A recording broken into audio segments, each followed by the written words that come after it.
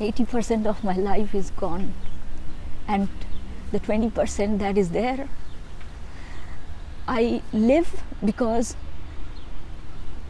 I want to make his voice heard. 2 years ago, on the evening of June 21st, after spending just 1 year in Canada, Durba Mukherjee's son Arko died by suicide. He was 12. How do you want people to remember Arko? He was a brilliant child. He always wanted to make everyone feel proud of him. But in his final days, Mukherjee says she believes her son felt shame from his friends, from his school, let down by a system that should have protected him. For me, justice was that someday the system themselves will acknowledge that my son did not deserve this.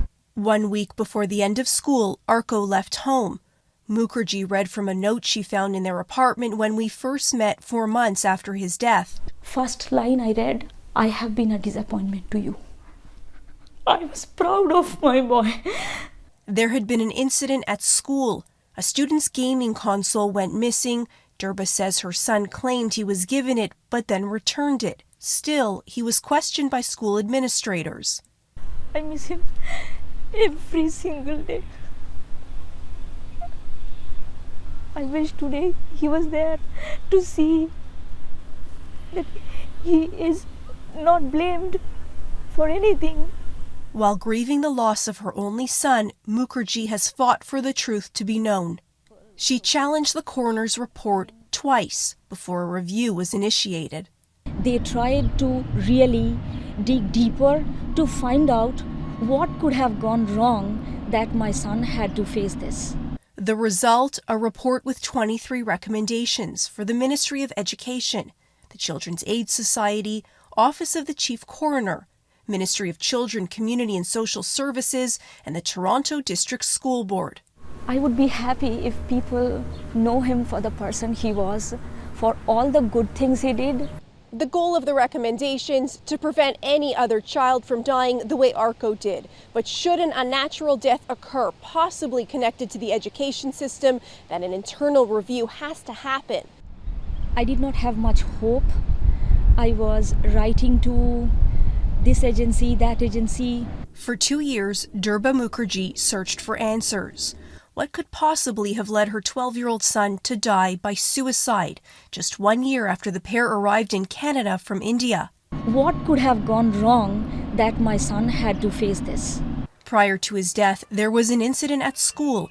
Another student's gaming console went missing. Arko faced accusations he took the device without permission. He was told by school administrators that the situation might require police involvement. It was like, my son was a troubled child. He anyway stole a console. So as if they saw it coming, that, okay, it is normal for a child like him to jump 24-story building. In fact, there was plenty more to Arko's story. Mukherjee says he'd been bullied. She challenged 2 coroner's reports until finally a review, and this report, one of the biggest takeaways, when a student dies, the coroner should ask the school board to conduct an internal review.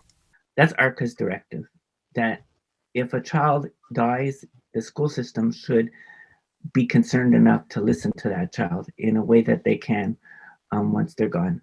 About the incident with the gaming console, the report forbids school boards from the use of potential police involvement as a threat.